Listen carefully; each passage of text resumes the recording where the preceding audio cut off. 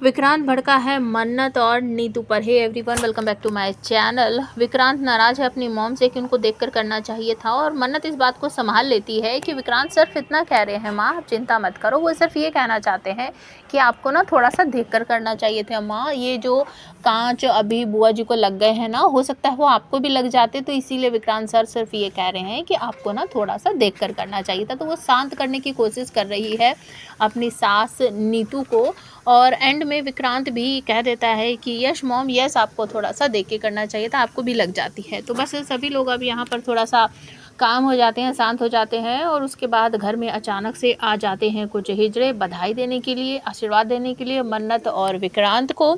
सभी लोग बहुत ज़्यादा खुश हैं, और विशाखा जाकर फुसफुसाती है ऐश्वर्या के कान में कि अच्छा ये है तुम्हारे स्पेशल जो गेस्ट आने वाले थे। तो विक्रांत को खुश देखकर वो बिल्कुल भी खुश नहीं है, और ऐश्वर्या कहती है हाँ हाँ, लेकिन ये हमारा ही काम करने आए हैं।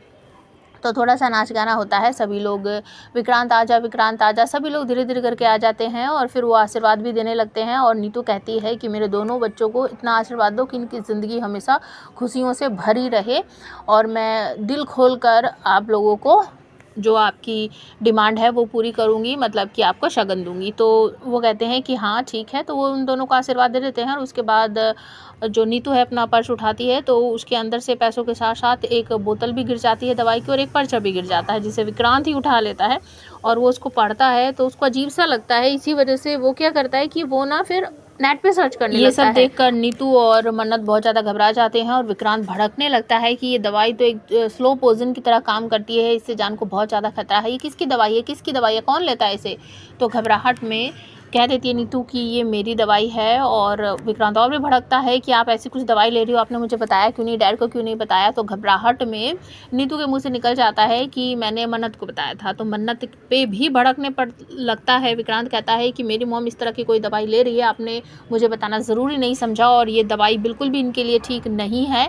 मतलब यहाँ पर एक तरह से पासा जो है ना, वो ऐश्वर्या जो करना चाहती थी वो बिल्कुल बदल गया है, क्योंकि ये दवाई किसकी है ये बात झूठ बोल दी है नीतू ने। और फिर विक्रांत सबको डांटता है, फिर धीरे धीरे करके सब लोग शांत हो जाते हैं, क्योंकि सभी लोग कहते हैं कि अच्छा कोई बात नहीं। और नीतू भी कह देती है कि ये दवाई ना मैं पहले ले रही थी, लेकिन अब नहीं लूँगी, अब मैं ऐसा कुछ भी नहीं करूँगी जिससे तुझे कोई परेशानी हो। तो धीरे धीरे करके ये मामला ना थोड़ा सा शांत हो जाता है, लेकिन विक्रांत बहुत भड़का हुआ है मन्नत पर, उससे भी बात नहीं कर रहा है, और सभी लोग फिर धीरे धीरे करके साइड हो जाते हैं। तो विक्रांत अपने कमरे में चला जाता है, मन्नत अपनी माँ के साथ अपने कमरे में चली जाती है, और श्रुति कहती है कि ये नीतू को क्या हो गया है, उसने तेरा नाम क्यों लिया, और ये दवाई तो वो खुद यूज़ कर रही थी विक्रांत पर, उसे खुद बताना चाहिए था, अब देख तू भी फंस गई है इसमें।